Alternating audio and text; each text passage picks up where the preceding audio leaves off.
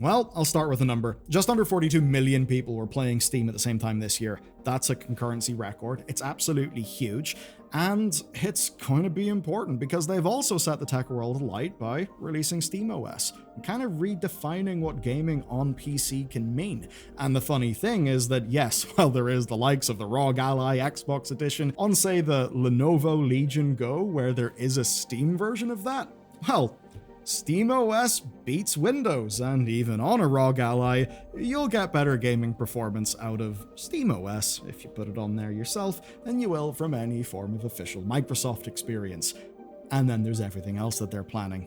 But also, there's just selling games. Steam has given smaller devs space to succeed in a way that we are only beginning to get used to. The likes of Peak, Megabonk, and a whole bunch of other games have become truly mega viral. I mean, hell, we've also found that with all this going on, game prices have actually been trending down on Steam.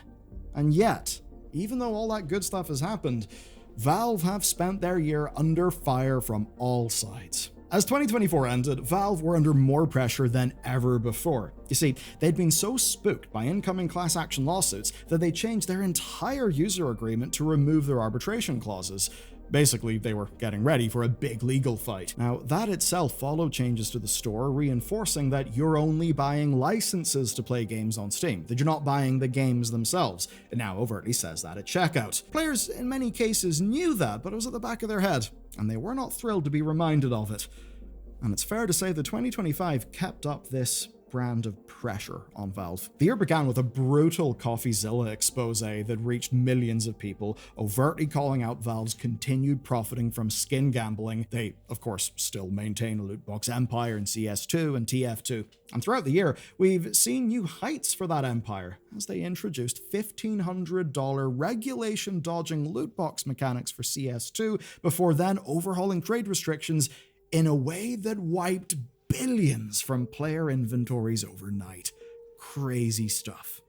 Then came criticism of Steam's systems themselves. Valve tried to limit the impact of region-specific review bombs by siloing off traditionally harsher Chinese and Russian reviews from Western audiences unless they opted in. Then there was the first Next Fest of the year, which saw accusations of AI slop-powered games flooding the platform, but analysis actually revealed that almost all of them ended up being buried amongst the thousands of games on Steam every year that never reached the full audience, because after a few days of Next Fest slop being visible, well, Valve's algorithm had solved the problem before many people even noticed it had been there in the first place. Now, even for real games, things weren't exactly safe. 11-bit studios The Alters launched with generative AI content in the game, and to date there's still been no disclosure on the Steam page, so it seems that Valve haven't exactly enforced their own rules when, well, they've been broken, as they have been with this game. And we'll come back to that vibe-based rule enforcement later on, because it's been getting them in trouble.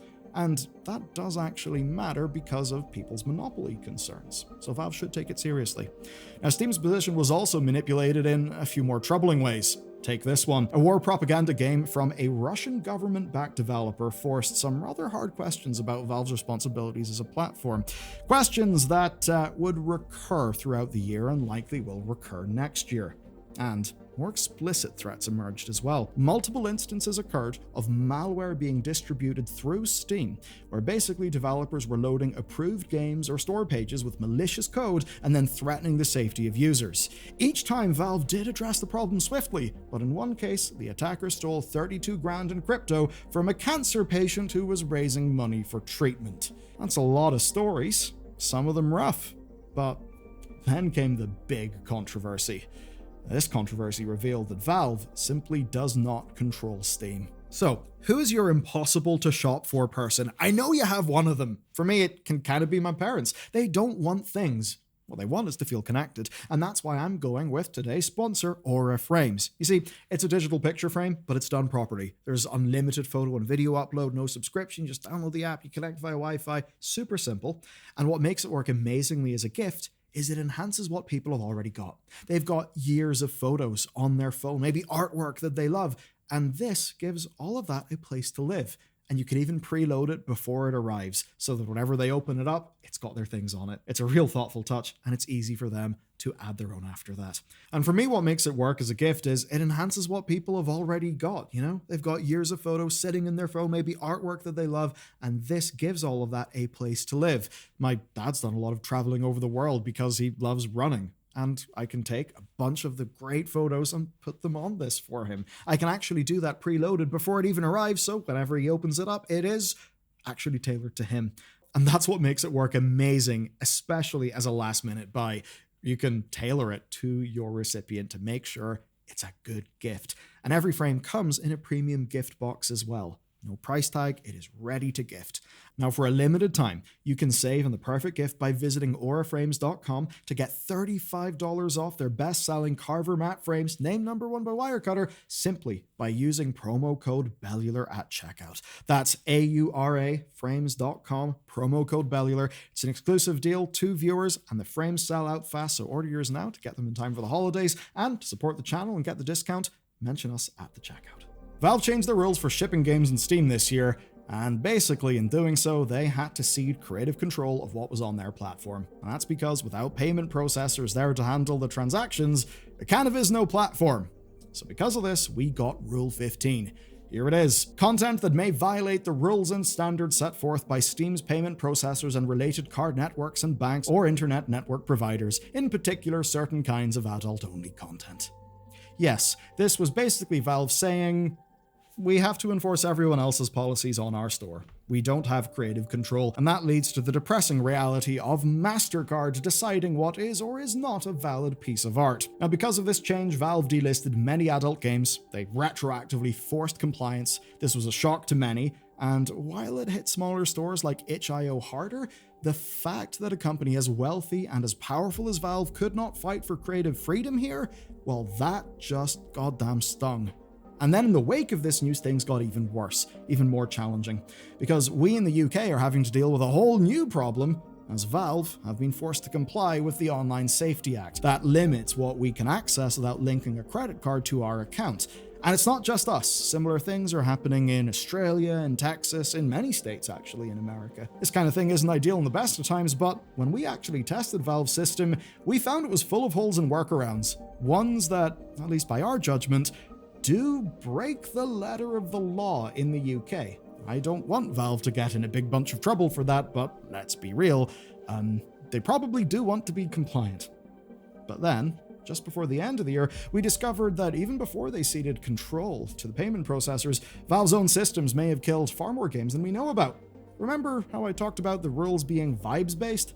Well, there's one where it really hurt. It's the story of Santa Ragione's horror game Horses that went viral as Valve refused to allow sale of the game. It's an unsettling, surreal piece about trauma and violence, but it's one that would be no more egregious than, say, an art house horror film in the 80s. It is a story that forced a hard question about the company's role as a moral and artistic arbiter within the medium. And again, I need to reinforce something that a lot of people missed in our coverage of that video. What I'm pressing for is clear transparency from Valve, saying, listen, this is specifically the thing, and we're going to talk about this because, well, we know it's good for the development community to themselves know where the line actually is.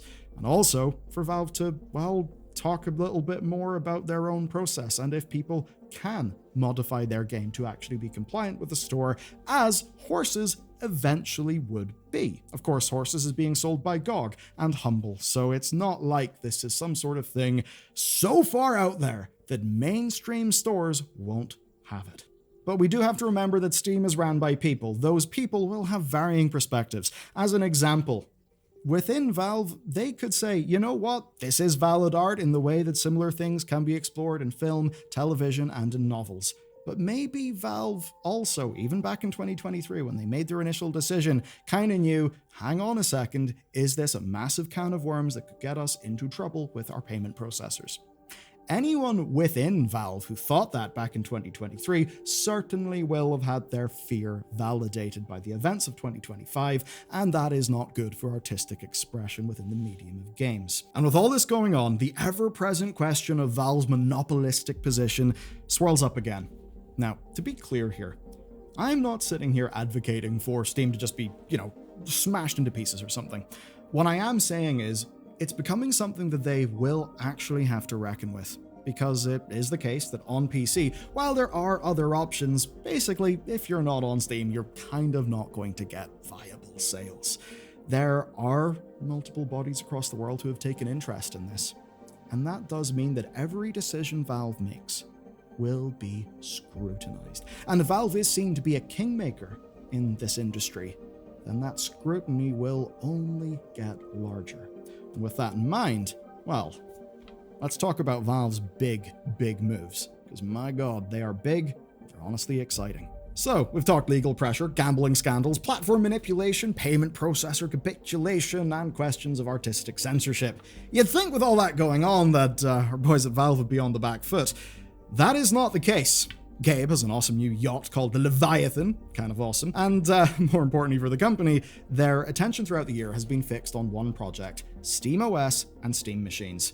And this is where I need to go back to the Lenovo Legion Go S that I mentioned earlier. It was announced back in February, and it set the stage for all of this. With SteamOS being available on it, it officially marked SteamOS on third-party platforms.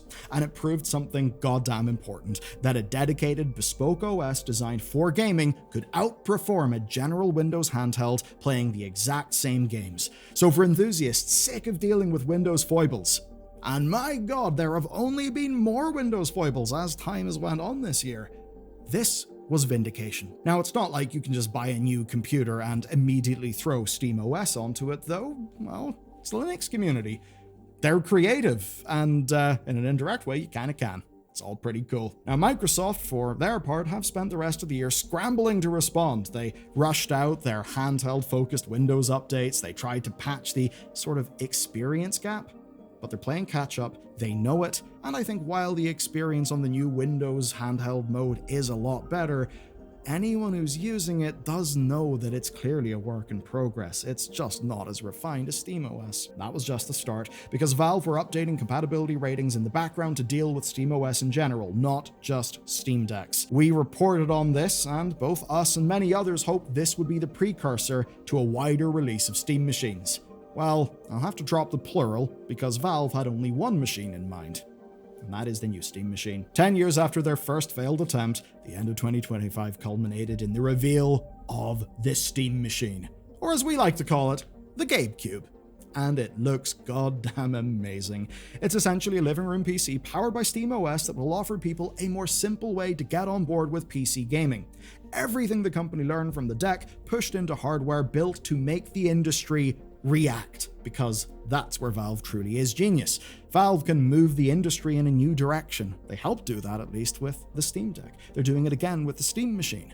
And in doing that, what do? They may help to expand the industry, to make PC look better than console for a bunch of people, which of course will play to their strengths, especially if other people can make SteamOS based machines, because then competition will drive those prices down. It's what they wanted to do with the initial Steam Machine. It's just that whenever they did that, it was all collabs. Whereas this time, they are making the goddamn gold standard that everyone else will have to beat. And so far, it seems they're setting that bar high. Though obviously, we will have to see how much the damn thing will cost. Valve have said that because it is actually going to be usable, like as a PC for general computing, they can't do the usual console business model. Because if they were to sell the Steam Machine as a loss leader, hoping to make that revenue back through their Steam cut, well, that would be great for us gamers. I'd love it, you'd love it, but you know who would also love it? Literally anyone who wants a lot of compute for not a lot of money. And that would mean that Valve would get utterly rinsed by business purchases. But what if I told you that on the technical end, there is even more to be excited about? There are some teasers for the future. As an example, the Steam Frame, which is their new VR platform, which looks amazing, but most importantly, it has an ARM compatibility layer. Now, I don't want to get into the super techie stuff, but basically, if you've got a desktop PC or, most laptops, that's going to be running x86. Now, you may have heard people talk about how the Apple, M1, etc. chips are really amazing for, both for the money, they're amazing in the amount of power that you get, for the heat, for the power usage that it actually takes up. It's what powers this thing. And that's basically because it is running on ARM, basically a different instruction set. I'm not going to get into the nerdy stuff of a RISC architecture, but basically, right? To make all this stuff work, Valve have made a thing called Lepton. Lepton is a compatibility layer that will allow an x86 piece of software run on an ARM chip, much like, say, Apple's Rosetta compatibility layer that was there whenever they transitioned over to Apple Silicon. Now this, guys, is absolutely goddamn huge. You see, it opens up the possibility of SteamOS being on some laptops. If I could dual boot this Mac into SteamOS, I would basically die of happiness. It would be the best news ever. Probably won't happen, but what does matter is think more tablets, think more phones, think better performance, and essentially the kind of thing that eventually could allow Valve to do a Steam machine with an ARM chip, not an x86. And if they were to do that, they could probably get far more performance at a lower price for a Steam machine and perhaps truly be able to disrupt the console space, which right now they can't really do because they're operating under many of the same hardware constraints as the other players are. Okay, that's been a lot. That's been 2025. Now we need to talk about 2026. 2026 is set to be Valve's year in every way. We are gearing up for the launch of this next wave of hardware, but as that's happening, the scrutiny is only going to get more fierce. Civil legal action across the United States and United Kingdom, plus regulators in Poland, are pushing Valve to address claims of monopolistic behavior. We know that historically, with the likes of, say, refunds, Valve have to be pushed before they'll jump. Yes, you may not know that, but basically, refunds in Steam are not good because Valve wanted them to be that way initially. They are good because they were kind of legally forced to make them good. Obviously, I think it has ended up being in the best interests of every party involved, and I hope Valve would learn the right lessons of, doing the thing yourself before you're legally pushed. And it leaves my editorial line in a funny place, because I do want Valve to be scrutinized more. I do want the responsibility that Valve has in basically carrying PC gaming on its shoulder to be serious. I do want there to be scrutiny, but through all that scrutiny, I also do want Valve to win, because I think that of all the companies out there, they are the one whose interests, whose financial interests are the best aligned with the average goddamn player, because that is ultimately where Valve makes their money. The same cannot be said for the other major players.